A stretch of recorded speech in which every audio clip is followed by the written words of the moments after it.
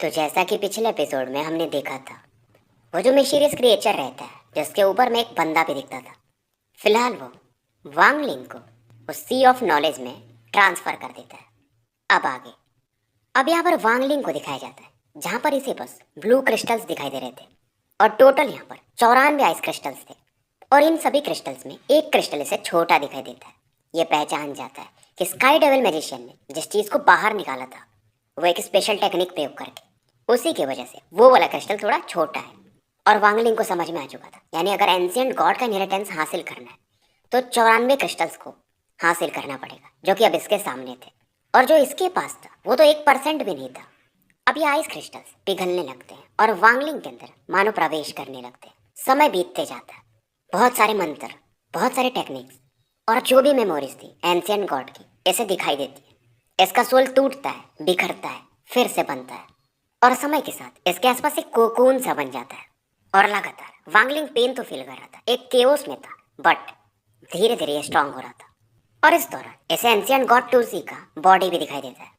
टूसी एक नॉर्मल बंदे जैसे ही दिखाई दे रहे थे, हालांकि बॉडी काफी बड़ी थी। एक चीज अलग था, इनके आईब्रोज के पास में 8 स्टार्स दिखाई देते और इनकी बॉडी में कुछ क्रैक्स भी दिखाई देते।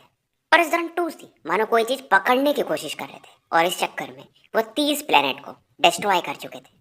टूसी इस दौरान कुछ मटेरियल्स इकट्ठा करते हैं और इन्हें फ्यूज करने लगते हैं। इस दौरान ये अपनी आंखों को बंद करते हैं, दोबारा से खोलते हैं और जो 8 स्टार्स थे इनके माथे पर वो काफी तेजी से रोटेट कर रहे थे।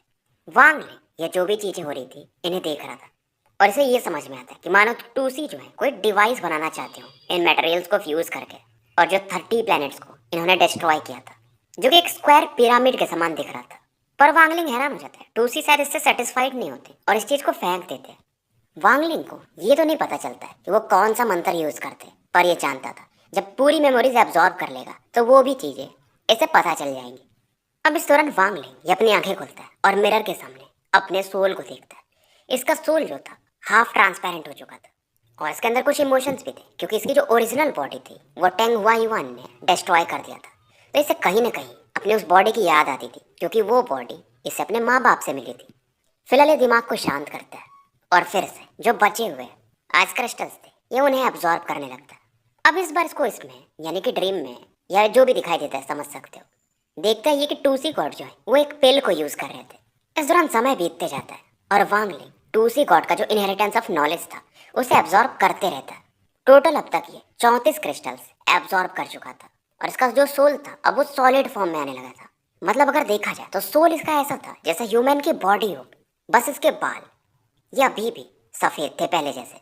और वांगलिंग हैरान था, मानो इसका सोल एक रियल बॉडी बन चुका हो, यानी टेस्ट हो, कुछ भी खा भी सकता है, ये वैसा हो चुका था।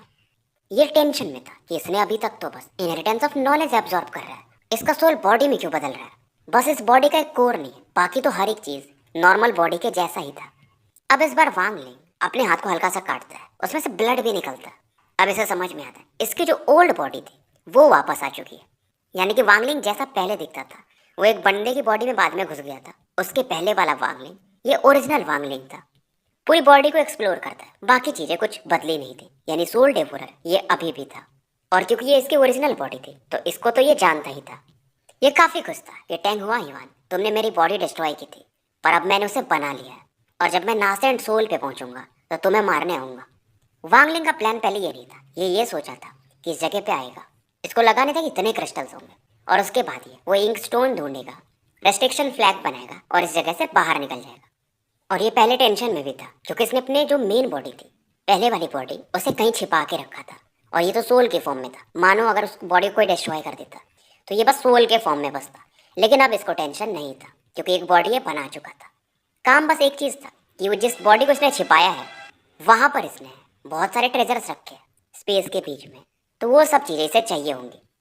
और इस समय तक वांगलिंग 57 क्रिस्टल्स को एब्जॉर्ब कर चुका था।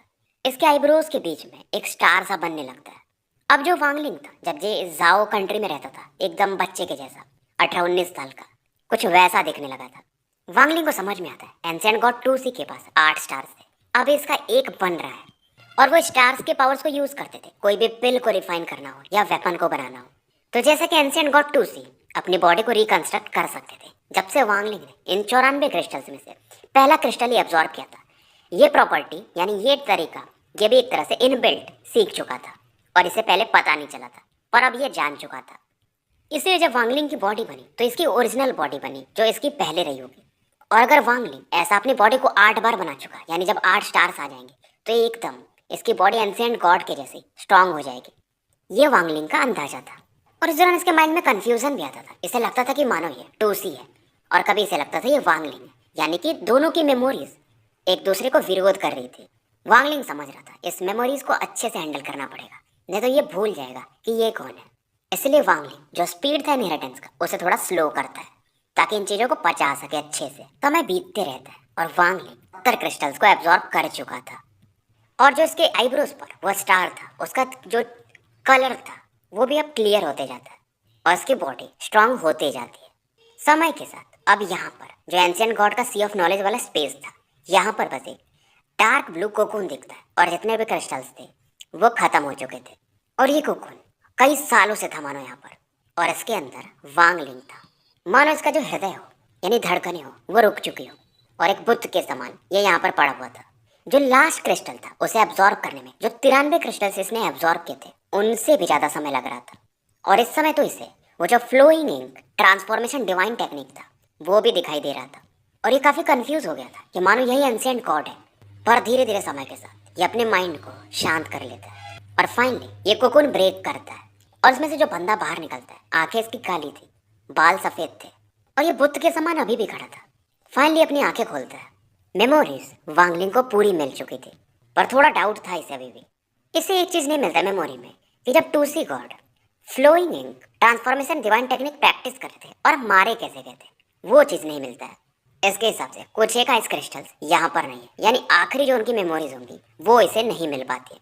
पर फिलहाल ये कोई टेक्निक यूज़ करता है और बोलता है ओपन। स्पेस में एक होल सा होता है और यहाँ पर 3 ब्लैक स्टोन्स निकलते हैं। फिलहाल वांगलिंग इन चीज़ों को लेने के बाद यहाँ से गायब सा हो जाता है। ये चीज़ें रेस्ट्रिक्शन फ्लैग बनाने के लिए ज़रूरी थी। अब वांगलिंग आगे बढ़ता है सेंटर ऑफ रिंग की तरफ, और कोई भी रेस्ट्रिक्शन अब इसे रोक नहीं रहा था। फिलहाल वांगलिंग अपनी ओल्ड बॉडी के पास पहुंचता है, और ये जो इसकी बॉडी थी ये सड़ रही थी क्योंकि इसमें सोल नहीं था लंबे समय से, तो बॉडी वैसे भी गलने ही लगती है।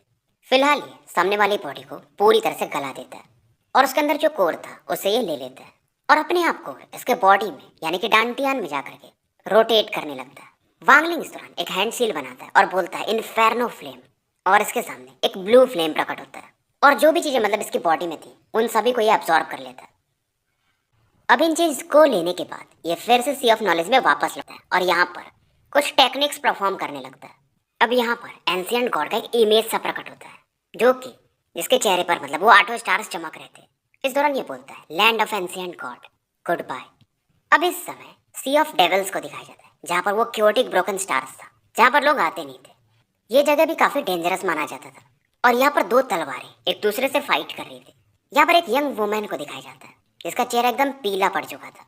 इसने हरे रंग के कपड़े पहने थे और दिखने में काफ़ी कातिल थे, यानी कि सुंदर। और इसके सामने जो बंदा खड़ा था वो एक मिडिल एज मैन था जो कि एक वियर्ड स्माइल हंस रहा था। ये जो लड़की थी ये महीनों से इससे बच के भाग रही थी। अब इसके दिमाग में आइडिया आता है कि इस ब्रोकन स्टार्स में ही मैं एंटर कर जाती हूँ, क्योंकि ये बंदा ऐसे तो इसे छोड़ेगा नहीं।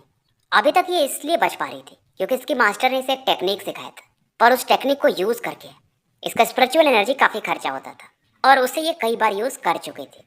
अब जो बंदा इसको चेज कर रहा था उसका नाम था कियानकुन। इस लड़की के पास कोई आइटम था जिसे वो हासिल करना चाहता था। इस दौरान कियानकुन चिल्लाता है कि यूनफे तुम्हारे सामने क्योटिक ब्रोकन स्टार है और ये काफ़ी डेंजरस जगह है, क्या तुम इसे पार करना चाहती हो? आज तक कोई कर नहीं पाया। अब ये लड़की यूनफे ये भी पलट जाती है जब इस क्योटिक ब्रोकन स्टार से बस 5 फीट की दूरी पे थी और कहती है आप मुझे मार क्यों नहीं देते, मुझे मतलब परेशान क्यों कर रहे हो? अब कियानकुन बताता है मैं यहाँ पर ऑर्डर्स की वजह से आया हूँ, जो तुम्हारे पास नहीं है वो तुम्हारे पास होना भी नहीं चाहिए। अब ये वुमेन भी कहती है कि ये तो मेरे मास्टर का है, ये तो मेरा ही हुआ ना।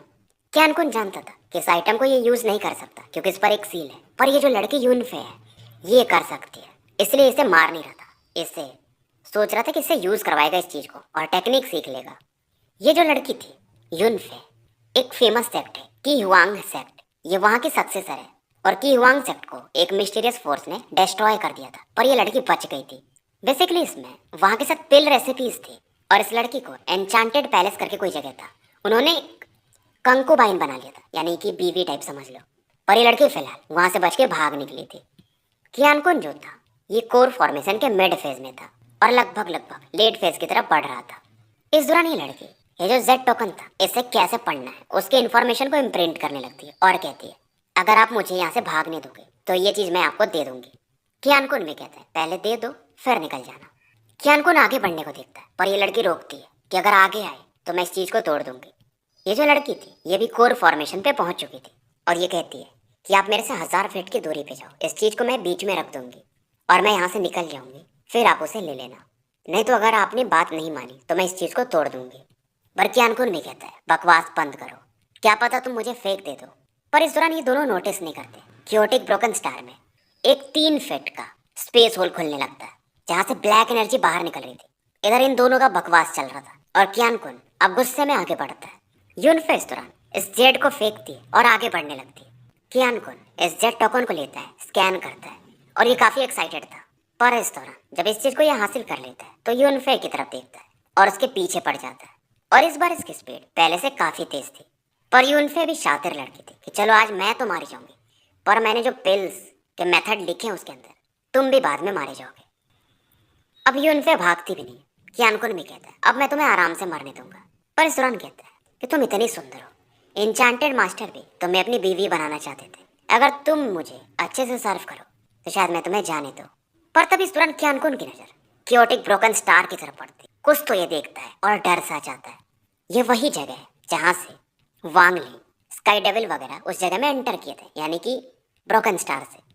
तो ऑब्वियसली वांग लिंग यहीं से बाहर आने वाला था। कियानकुन अब बात करना बंद कर देता है।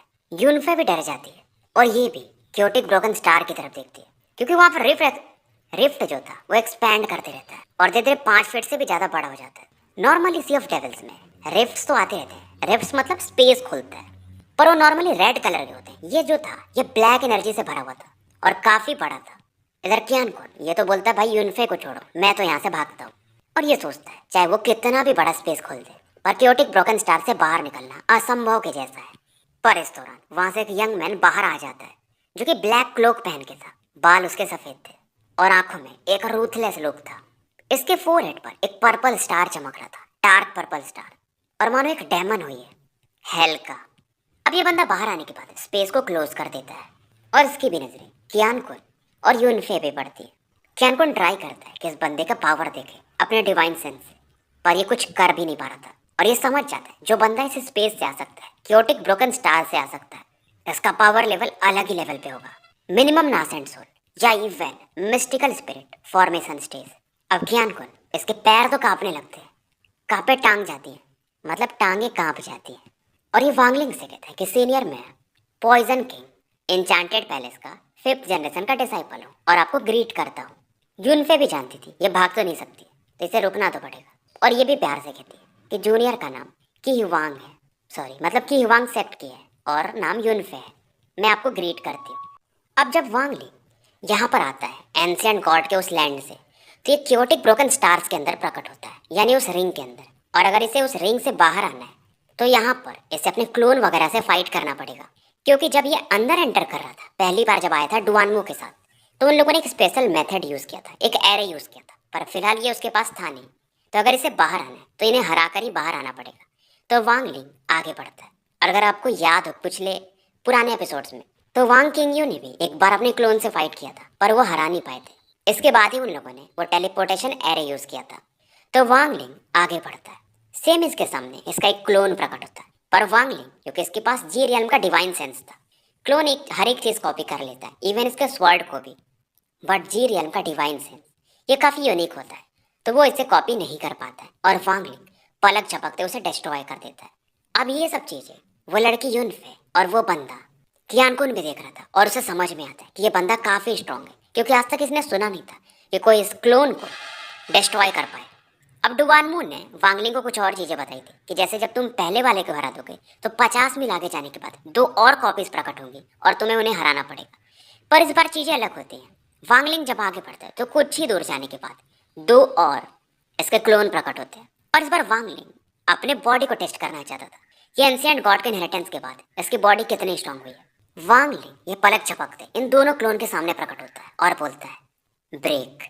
अब वांगलिंग के हाथ से एक स्ट्रॉन्ग सीलिंग फोर्स निकलता है और ये दोनों कॉपीज इनको ये सप्रेस करने लगता है।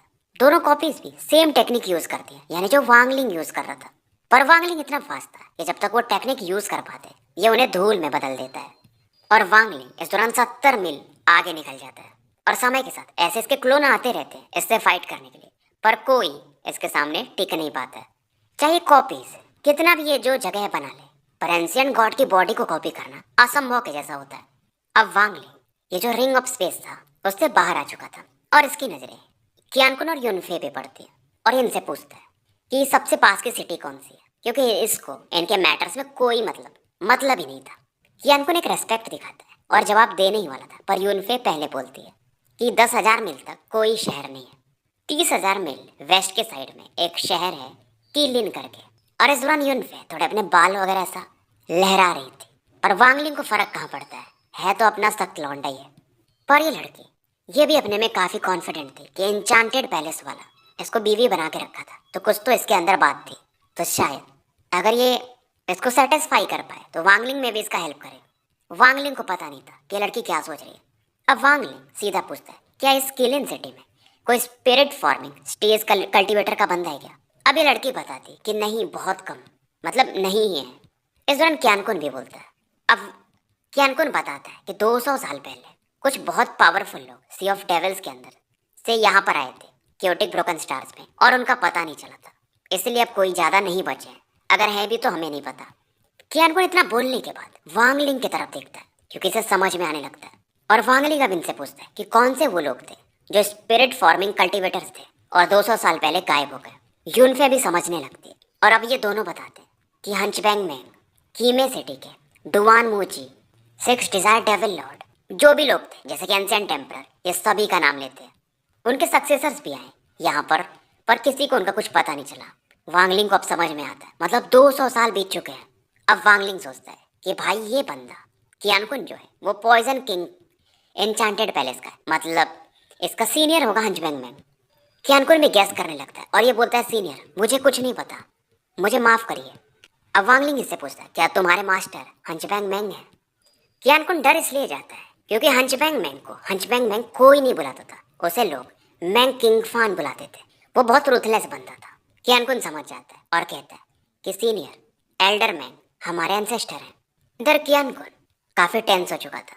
ये अपने बैग में से कुछ तो निकालता है ब्लैक सैंड के जैसा, और इधर सामने फेंक कर यहाँ से भागने लगता है। पर वांगलिंग इन्हें देखता है और अपने पॉइजनस वर्ड को निकालता है जो कि इन सैंड्स को न्यूट्रलाइज कर देता है। बेसिकली ये स्वॉर्ड उन्हें निकल जाता है, ऐसा बोल सकते हैं, उनके पॉइजन को। कियानकुन को भागते हुए वांगलिंग देखता है। अब वांगलिंग इस दौरान अपने आईब्रोज को टच करता है और इसके मानो माइंड में से एक ब्लैक शैडो निकलता है। ये था डेविल, फर्स्ट डेविल जूली को। काफी खुश था कि मैं फ्री हो चुका हूँ, और कहता है उस बंदे को जो भाग रहा था कि लेट, मतलब मैं ग्रैंडपा लूसी को हूँ, मुझे तुम्हें निकलने दो, मजा आएगा। और डेविल मानो स्मोक के समान कियानकुन के सोल को पलक झपकते डिवोर कर जाता है और उसके बाद वांगलिंग के बैग में वापस लौट आता है। उस बंदे का जो गोल्डन कोर था उससे भी ये निकलना चाहता था, पर ये जानता था, तो फिलहाल वो उस चीज को वांगलिंग को देता है और वांगलिंग स्कोर को खा भी जाता है और ये फील करता है कि 80% जो स्कोर का ऑरा था इसकी बॉडी एब्जॉर्ब कर लेती है, 20% ही स्पिरिचुअल पावर में बदलता है। यूनफे इन सब चीजों को देखती है और इसका चेहरा और उतर जाता है। और यूनफे इसलिए अवाक थी क्योंकि जहां पर ये थी पहले एन्चांटेड पैलेस, वहां के जो मास्टर हैं वो भी डायरेक्ट कोर को निगले ना, मतलब पहले रिफाइन करें, पर ये बंदा। अब वांगलिंग यूनफे की तरफ देखता है। यूनफे कांपने लगती है और वांगलिंग कहता है कि मैंने तुम्हारे लिए समझ लो कियानकुन को मार दिया, अब तुम मुझे इसका चुकता कैसे करोगे? अब यूनफे इनकी तरफ देखती है और कैसे भी करके एक स्माइल देती है और कहती है कि मैं इस कियानकुन को जानती नहीं हूँ, ऐसा कांपते हुए। पर यूनफे समझ रही थी कि वांगलिंग ये नहीं चाहता कि ये क्योटिक ब्रोकन स्टार से बाहर निकला है, ये न्यूज़ फैले, इसीलिए उसने कियानकुन को मारा था। और इसे मानो लड़कियों में कोई इंटरेस्ट ना हो, और सीधा वो इस जेड टोकन को दिखाती है कि इसमें हमारे की वांग सेक्ट के बहुत बड़े बड़े ट्रेजर्स हैं, यानी पिल रिफाइनमेंट के। वांगलिंग ऐसे अपने डिवाइन सेंस से ऑब्जर्व करता है, उसके बाद यूनफे की तरफ देखता है और यूनफे को भी लगता है कि इस चीज़ से वांगलिंग सेटिस्फाइड नहीं होगा, और ये कहती है कि सीनियर कीलिन सिटी को मैं बहुत अच्छे से जानती हूँ, वहाँ पर मेरा घर भी है, अगर आपको कोई रिक्वेस्ट हो तो मैं आपकी हेल्प कर सकती हूँ। क्योंकि ये वहाँ के रूल्स बताती है कि अगर कीलिन सिटी में आपका घर नहीं है तो आप वहाँ पर 3 दिन से ज़्यादा नहीं रह सकते, और अगर रहना चाहते हो तो हर दिन का 10 स्पिरिचुअल स्टोन्स लगते हैं लो क्वालिटी के, और उसके थ्रू भी आप बस 10 दिन रह सकते हो। और मैं सी ऑफ डेविल्स को भी, मतलब जो एरिया है पूरा, उसे अच्छे से जानती हूँ, यानी आसपास जो भी सिटीज़ है। वांग लिंग अब इस लड़की की तरफ देखता है और अपने हाथ से एक सक्शन फोर्स से ऐसे अपनी तरफ खींचने लगता है, और वांग लिंग इस पर एक रेस्ट्रिक्शन फोर्स लगा देता है जो इसने उन 20 सालों में सीखा था, और इससे कहता है कि हर 3 दिन पर मुझे इसे स्लो डाउन करना पड़ेगा, नहीं तो तुम अंदर से जल के राख हो जाओगे। और अब ये इससे कहता है कि केलियन सिटी की तरफ मुझे लेके चलो। अब यूनफे इस तुरंत फ्लाइंग स्वॉर्ड पे खड़ी हो जाती है, पर वांग लिंग बिना फ्लाइंग स्वॉर्ड के भी अब ट्रैवल कर सकता था, बस मानो हवा का झोंका इसे खुद ले जा रहा हो। और ये कमाल था इसके अट्रैक्शन टेक्निक का, जो कि अब ये बाप लेवल पे पहुंचा चुका था। लगभग एक दिन तक ये ट्रैवल करते और केलिन सिटी अभी तक दिखाई नहीं दे रहा था, और क्योंकि यहाँ पर एक स्पेस था जो कि इनके डिवाइन सेंस को रोकता था, तो फिलहाल यूनफे डर रही थी, पर वांगलिंग को बताती कि हम दूसरे रास्ते से जाते हैं, टाइम थोड़ा ज़्यादा लगेगा पर सेफली पहुंच जाएंगे। 3 दिन तक ये और ट्रैवल करते हैं, और इस दौरान वांगलिंग कुछ बोलता ही नहीं। तीसरे दिन, जो कि यूनफे की बॉडी पर इसने रेस्ट्रिक्शन लगा था, वो एक्टिवेट हो जाता है, और ये लड़की फील करती है कि मानो उसकी बॉडी के अंदर का जो ब्लड है वो अलग ही तरह से उबल रहा हो, जो कि इसकी बॉडी को गला देगा। पर वांगलिंग इसे रोकता है, और यूनफे जो भी पहले सोच रही होगी कि भाग जाऊंगी, इसे समझ में आ चुका था कि ये कहीं नहीं जा सकती। तो स्टोरी यहीं समाप्त कर